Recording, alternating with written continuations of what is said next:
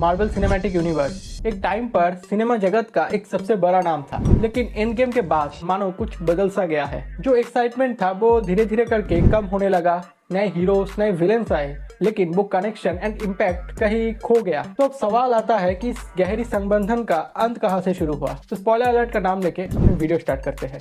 2008 में iron man ने एक नई सिनेमैटिक यूनिवर्स शुरू किया, जो धीरे धीरे करके दुनिया का सबसे बड़ा फ्रेंचाइज बन गया। The Avengers, winter soldiers, guardian of the Galaxy, infinity Wars, ऐसे कुछ मूवीज जो कि एमसीयू को बॉक्स ऑफिस किंग बना दिया। लेकिन जब एंड गेम आया तब मानो सब समझ गए कि एक गोल्डन एरा खत्म होने को है। और उसके बाद मार्वल ने अपनी गलतियां भी शुरू कर दी। ज्यादा कंटेंट, वीक स्टोरीज और नए कैरेक्टर जो ऑडियंस से कनेक्ट नहीं कर पाए। The Eternals, Quantumania, Thor love and thunder, the Marvels, ऐसे ही एक के बाद एक मार्वल ने डिसअपॉइंटमेंट देना शुरू कर दिया। मल्टीवर्स का कॉन्सेप्ट कंफ्यूज करने लगा और मानो एमसीयू का इमोशनल कनेक्ट खत्म हो गया।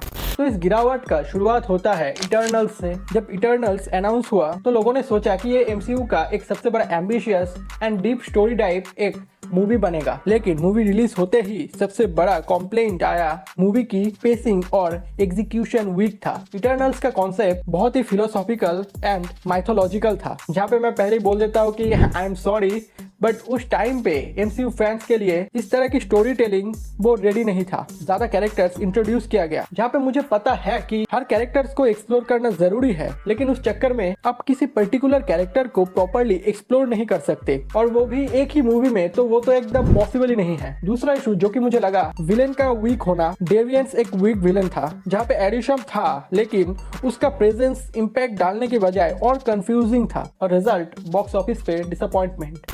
देन आता है एक गलती, मेरा उसे देखना एक गलती, Thor love and thunder. I know कि थॉर रैग्नारॉक में भी कॉमेडी था, बट एक्शन एंड इमोशन के टाइम वो खुद पीक पे होता था। एक बैलेंस बनाया गया था, लेकिन लव एंड थंडर ने कॉमेडी का ओवरडोज कर दिया। जो एक सीरियस स्टोरी हो सकता था, उसको भी एक पैरोडी बना दिया गया। गॉड द गॉड वाचा जैसे एक इंटेंस विलेन था, जो कॉमिक का एक बहुत ही टेरिफाइंग कैरेक्टर है, लेकिन मूवी में उसका इम्पैक्ट वीक था, क्योंकि उस टाइम पे फोकस करना था थॉर के कपड़े फटने पर ना।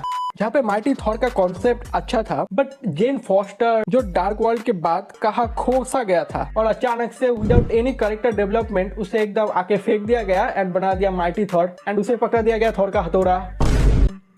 आई मीन म्योलनियर। मूवी के over the top joke, Thor and god Zeus जैसे कैरेक्टर को ऐसे जोक बना देना, ये कोई पैरोडी फिल्म से कम नहीं था, और इसी वजह से ये एमसीयू का सबसे वर्स्ट रेटेड फिल्म में शामिल हो गया। और अगला डिसअपॉइंटमेंट आया Antman and the Wasp, Quantumania. Antman एक छोटी एंड कॉमेडी बेस्ड फ्रेंचाइज थी, लेकिन क्वांटमेनिया में एंटमैन को एक बड़े विलेन कैंग द कॉन्करर के सामने खड़ा कर दिया गया। पर प्रॉब्लम ये था कि कैंग जितना पावरफुल दिखाया गया उतना प्रभावित नहीं कर पाया। मूवी के क्लाइमैक्स में कैंग एक आम विलेन की तरह ही हार गया, जो एक मल्टीवर्स सागा के मेन विलेन ओके हो सकता था। उसके लिए एक ही बहुत ही वीक एग्जीक्यूशन था ये। दूसरी प्रॉब्लम मुझे लगा CGI and script. Quantum realm का विजुअल एग्जीक्यूशन सही नहीं लगा, जहाँ पे एंटमैन की पहली की movies light hearted and charm लेकर आता था, लेकिन यहाँ पे अननेसेसरी सीरियस टोन डालने की वजह से देखने वाले का बैलेंस बिगड़ गया। नतीजा फिर से वही सेम। एंड देन आया I don't know why the Marvels. इसका सबसे बड़ा प्रॉब्लम मुझे लगा कि एक कॉन्फ्यूजिंग सीक्वल था, जिसको किसी पर्टिकुलर ऑडियंस को टारगेट करे बिना ही एकदम ड्रॉप कर दिया गया। कैप्टन मार्वल की फर्स्ट मूवी को ऑलरेडी मिक्स्ड अप रिव्यूज मिलते हैं, और ये सीक्वल भी उसी पैटर्न पे खड़ा उतरा है। मूवी का विलेन या स्टेक्स उतना प्रभावित नहीं था कि लोगों को जनरली उसे देखकर इंटरेस्टेड लगे। एमसीयू के नए कैरेक्टर्स जैसे कमला खान और मिस मार्वल, जो कि पास्ट में बहुत अच्छे से अपना सीरीज में काम कर रही थी, लेकिन यहाँ पे उनको प्रॉपर जस्टिस नहीं मिला। और एक और बड़ा इशू, एमसीयू के फेज 4 एंड 5 में ऑलरेडी काफी फ्लॉप्स हो चुके थे, जिसकी वजह से लोग पहले ही इस मूवी से एक्सपेक्टेशन खो बैठे थे। And lastly very recent released captain America brave new world, MCU का एक और नए कैप्टन अमेरिका का एक्सपेरिमेंट, लेकिन इस बार ये फॉर्मूला उतना सक्सेसफुल नहीं रहा। सैम विल्सन की journey as Captain America audience को एक्साइट नहीं कर पाया। एक बड़ा reason weak marketing and predictable story line.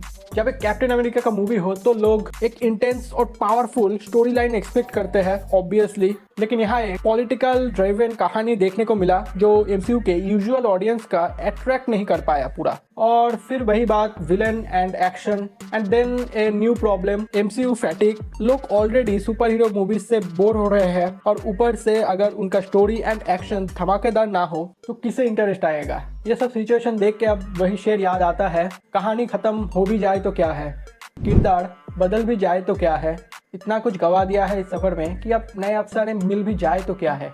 ये सब वीक डिलीवरीज के बाद भी, एंड गेम के बाद एमसीयू ने हमें Far From Home, No Way Home, Shang Chi, Doctor Strange, Multiverse of Madness जैसे एपिक मूवीज दिया है। एंड अब एमसीयू भी अपनी पुरानी ग्लोरी वापस लाने की पूरी कोशिश कर रहा है, जिसका स्वागत हमने डेडपूल एंड वुल्वरीन के क्लासिक एग्जाम्पल से ही पता चल गया था। और अब तो डूम्सडे का फुल कास्ट भी अनाउंस हो चुका है कल, and RDJ is very back. तो आखिर में एज ए एमसीयू फैन मैं तो बस यही चाहता हूँ कि फिर से वही हर एक मूवी के लिए वो क्रेज बना रहे एंड थिएटर का वो एक्सपीरियंस, वो एनवायरनमेंट एंड हर कैरेक्टर के लिए वही पागलपंती, मुझे तो बस वही वापस चाहिए।